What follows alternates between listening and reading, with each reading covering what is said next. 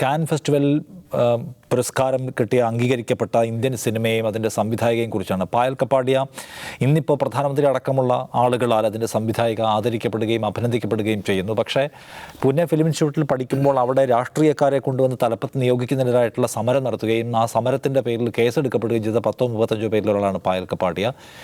അതിൻ്റെ നടപടികൾ ഇനിയും അവസാനിച്ചിട്ടില്ല. ഇപ്പോൾ റസൂൽ പൂക്കുട്ടിയെ പോലെയുള്ള അക്കാദമി അവാർഡ് വിന്നേഴ്സായിട്ടുള്ള ഓസ്കർ വിന്നേഴ്സായിട്ടുള്ള ആളുകൾ പായൽ കപ്പാടിക്കെതിരായിട്ടുള്ള നടപടി അവസാനിപ്പിക്കണം എന്ന് ആവശ്യപ്പെടുന്നു. കാരണം അവർ രാജ്യത്തിന് അഭിമാനം കൊണ്ടുവന്ന ആളാണ് എന്നാണ്. അപ്പോൾ അവരുടെ ഒരു ചരിത്രം പരിശോധിക്കുമ്പോൾ അവരുടെ ഒരു രാഷ്ട്രീയ തെളിമ നമുക്ക് കാണാൻ കഴിയുന്നുണ്ട്. ഒന്ന്. രണ്ടാമത്, ഇന്ത്യക്ക് കലാരംഗത്ത് ഈ നിലയ്ക്ക് ലോകത്ത് വലിയ അഭിമാനം കൊണ്ടുവരുന്ന ഒരാളോട് എങ്ങനെയാണ് നമ്മുടെ ഭരണകൂടം പെരുമാറുന്നത്, നമ്മുടെ രാജ്യം അവർക്ക് എന്താണ് കൊടുക്കുന്നത് എന്ന ക്വസ്റ്റനുണ്ട്. സാറിന് എന്താണ് തോന്നുന്നത്? ഇപ്പോൾ രാജ്യത്തെ പ്രധാനപ്പെട്ട അക്കാഡമിഷ്യന്മാർ അല്ലെങ്കിൽ അധ്യാപകർ, ജേർണലിസ്റ്റുകൾ, സിനിമാക്കാർ എന്നിവരോടൊക്കെ എന്താണ് രാജ്യം ചെയ്തുകൊണ്ടിരിക്കുന്നത് നമ്മൾ കണ്ടുകൊണ്ടിരിക്കുകയാണ്. ഈ ഭീമ കൊറേഗാവ് കേസ് എടുത്താൽ മാത്രം മതി. ഇവിടെയും ഇങ്ങനെ അഭിമാനകരമായ നേട്ടം ഉണ്ടാക്കുന്ന ഒരാളെ തിരിച്ചു വരുന്നത് റസൂൽ പൂക്കുട്ടി പറഞ്ഞ പോലെ വലിയ നിയമ നടപടികളിലേക്കാണ്. ആ ഒരു വൈരുദ്ധ്യത്തെ എങ്ങനെയാണ് കാണുന്നത്?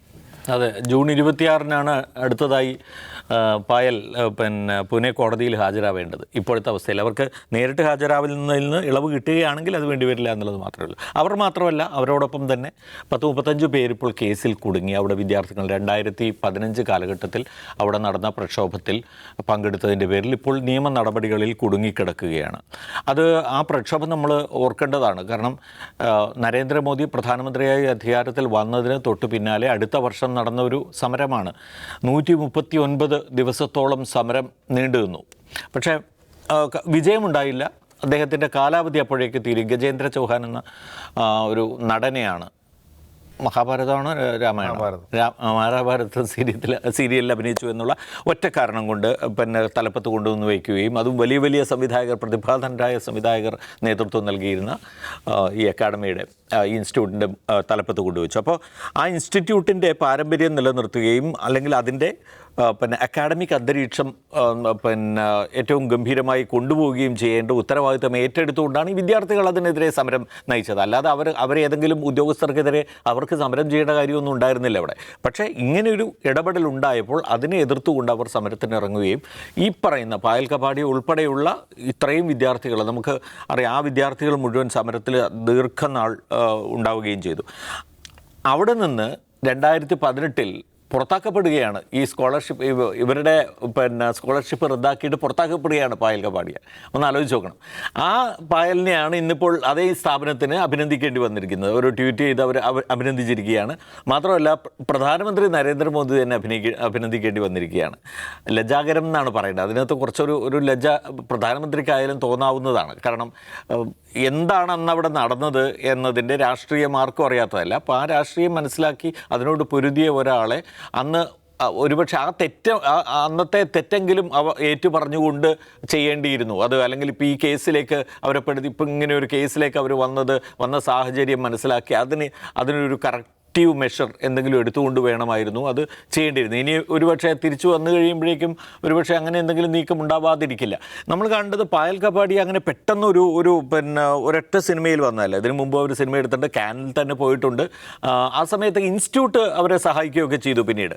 പക്ഷേ ഇതിൻ്റെ പ്രശ്നം എന്താണെന്ന് വെച്ചാൽ നമ്മുടെ സിനിമാ രംഗത്തായാലും അല്ലെങ്കിൽ കലാ സാംസ്കാരിക രംഗത്തായാലും ഒക്കെ ഇങ്ങനെ ഉയർന്നു വരുന്ന ശബ്ദങ്ങളെ പിന്നീട് നമ്മൾ കേൾക്കാറില്ലായിരുന്നു. ഇങ്ങനെ ഏതെങ്കിലും തരത്തിൽ ഒരു പ്രതിഷേധവുമായും ഒക്കെ രംഗത്ത് കയറി വരുന്ന ആളുകളെ പിന്നീട് കാണാനോ കേൾക്കാനോ കഴിയാത്ത വിധത്തിൽ അവർ മറഞ്ഞു പോവുകയാണ് ചെയ്തത്. പക്ഷേ പായൽ ഈ നിലയിൽ തിരിച്ചെത്തിയപ്പോൾ അത് ചരിത്രപരമായൊരു ഒരു മറുപടിയാണത്. ഇതിൽ പരം ഒരു മറുപടി നൽകാനില്ല ആ കേസിന്. അവർ നേരിടേണ്ടി വന്ന ആ കേസിൻ്റെ പ്രശ്നം എന്താണെന്ന് വെച്ചാൽ ഇവരിൽ പലരും വിദേശങ്ങളിലേക്കൊക്കെ പോകേണ്ട ആളുകളായിരിക്കും. അപ്പോൾ പാസ്പോർട്ട് ഉൾപ്പെടെ ഇപ്പോൾ ഇതിൻ്റെ കാര്യത്തിൽ വേണ്ടി വന്നില്ല, പായലിന് ആ ഒരു പ്രശ്നം വന്നില്ല. പക്ഷേ സമാനമായിട്ട് ഈ കേസ് നേരിടുന്ന ഒരുപാട് ഒരുപാട് ചലച്ചിത്ര വിദ്യാർത്ഥികളും ഒക്കെ തന്നെ ഉണ്ടാവും. അവർക്കിങ്ങനെ രാജ്യാന്തര യാത്രകൾ വേണ്ടി വരും. അപ്പോൾ അവരുടെയൊക്കെ പാസ്പോർട്ടിൻ്റെ പ്രശ്നം, വിസ പ്രശ്നങ്ങൾ, ഇതെല്ലാം ഇതിന് കാരണമാകും ഈ കേസുകൾ. അപ്പോൾ അതിന് നൽകുന്ന ഏറ്റവും നല്ല മറുപടിയാണ്. വേറെ ഒന്നും പായലിന് ചെയ്യേണ്ടി വന്നിട്ടില്ല. ഒരു സിനിമ എടുക്കുന്നു, അത് കാൻ ഫെസ്റ്റിവലിൽ പോകുന്നു, അവിടെ ഈ ഗ്രാൻഡ് പ്രീ, നമ്മൾ രണ്ടാമത്തെ സിനിമ, മികച്ച രണ്ടാമത്തെ പാം ഡി ഓർ കഴിഞ്ഞ് കഴിഞ്ഞാൽ രണ്ടാമത്തെ അവാർഡാണ്. അപ്പോൾ അത്രയും ഗംഭീരമായ ഒരു മറുപടി പായലിന് പിന്നെ അന്നത്തെ ഭരണകൂടത്തിൻ്റെ നടപടിക്ക് നൽകാൻ കഴിഞ്ഞു എന്നാണ് ഞാൻ വിചാരിക്കുന്നത്.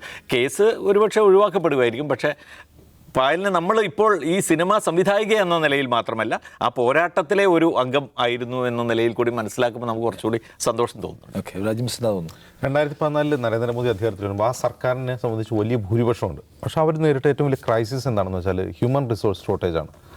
ഞാൻ വെറുതെ പറയുന്നതല്ല. 2014 അധികാരത്തിൽ നിന്നാണ്ട് 2017-18 വരെ പ്രധാനപ്പെട്ട സർക്കാർ സ്ഥാപനങ്ങളുടെ തലപ്പത്ത് അവരോധിക്കാൻ പറ്റിയ സ്വതന്ത്ര വ്യക്തിത്വങ്ങൾ കിട്ടാനുണ്ടായിരുന്നില്ല.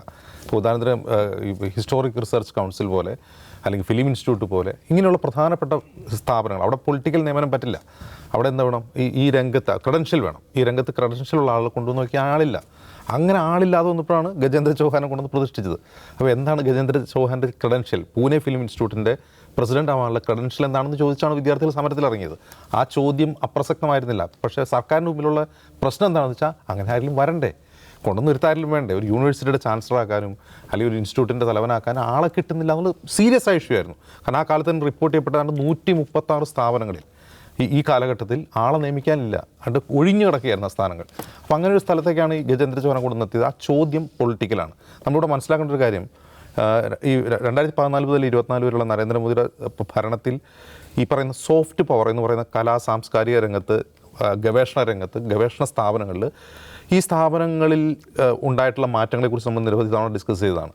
കലാരംഗത്ത്, പ്രത്യേകിച്ചും സിനിമയുടെ രംഗത്ത് ബോളിവുഡ് ഉൾപ്പെടെയുള്ള ബോളിവുഡിലെ സൂപ്പർ താരങ്ങൾ ഒന്നടങ്കം പ്രധാനമന്ത്രി നരേന്ദ്രമോദിക്ക് പിന്തുണ പ്രഖ്യാപിച്ചുകൊണ്ട് അദ്ദേഹത്തിന് ജയ് ഹോ വിളിക്കുന്ന സിറ്റുവേഷൻ നമ്മൾ കണ്ടതാണ്. സൂപ്പർ സ്റ്റാർ പോലും അദ്ദേഹത്തെ ഇൻ്റർവ്യൂ ചെയ്തുകൊണ്ട് മാങ്ങ പൂളിയാണോ തിന്നുന്നത്, ചപ്പിയാണോ തിന്നുന്നത് എന്നൊക്കെ ചോദിക്കുന്ന ക്വസ്റ്റ്യൻസ് നമ്മൾ കേട്ടാണ്. അപ്പോൾ അങ്ങനെ വലിയ മാറ്റം ഉണ്ടായിട്ടുണ്ട്. പിന്നെ സംഘപരിവാറിനെ സംബന്ധിച്ച്, പ്രത്യേകിച്ചും സംഘപരിവാർ തന്നെ ബോളിവുഡിനെതിരെ നടത്തിയിട്ടുള്ള ക്യാമ്പയിൻ, തെലുങ്ക് സിനിമ ഉഷാറായ സിനിമയാണ്, ഭയങ്കര സിനിമയാണെന്ന് പറഞ്ഞുകൊണ്ട് സംഘപരിവാർ അനുകൂലിൽ തെലുങ്ക് സിനിമയെ പ്രൊമോട്ട് ചെയ്യുന്ന സീനുകൾ, ബാഹുബലിയാണ് ഇന്ത്യ ചരിത്രത്തിൽ ഉണ്ടായിട്ടുള്ള ഏറ്റവും മികച്ച സിനിമ എന്ന പ്രശംസ, ബാഹുബലിയുടെ സംവിധാനം ചെയ്ത RRRന് ഓസ്കാർ ലഭിച്ചപ്പോൾ അത് സെലിബ്രേറ്റ് ചെയ്യപ്പെട്ട രീതി, അപ്പോൾ അങ്ങനെ വലിയ തോതിൽ മാറ്റങ്ങൾ വന്നിട്ടുണ്ട്. മുമ്പത്തെ പോലെ അവർക്ക് ആളില്ലാത്ത ക്ഷാമമില്ല. അപ്പോൾ ആളൊക്കെ ഉണ്ട്. ഇപ്പോൾ ആളെ കൊണ്ടുവന്ന് ഇരുത്താൻ പാകത്തിനുണ്ട്.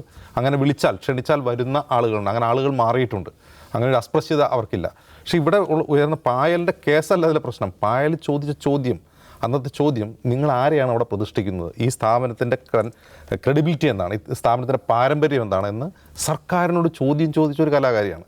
അങ്ങനെ സർക്കാരിനോട് ചോദ്യം ചോദിച്ചൊരു കലാകാരിയെ നരേന്ദ്രമോദിക്ക് അഭിനന്ദിച്ച് ട്വീറ്റ് ചെയ്യേണ്ടി വരുന്നു എന്നുള്ളതാണ് എനിക്ക് സന്തോഷം തോന്നുന്നത്. അതിൻ്റെ കാരണം എന്ന് വെച്ചാൽ അങ്ങനെ ചോദ്യങ്ങൾ ഉയരാത്ത ഒരു മേഖലയായി ഇന്ന് സിനിമാ രംഗവും കലാരംഗവും മാറിയിരിക്കുന്നു എന്നുള്ളിടത്താണ് ആ ചോദ്യം ഇപ്പോഴും പായൽ കപാടിയെ ഉയർത്തിയ ചോദ്യം 10 വർഷത്തിന് ശേഷം ഇപ്പോഴും നിലനിൽക്കുന്നു എന്നുള്ളതാണ് സന്തോഷം തരുന്ന കാര്യം.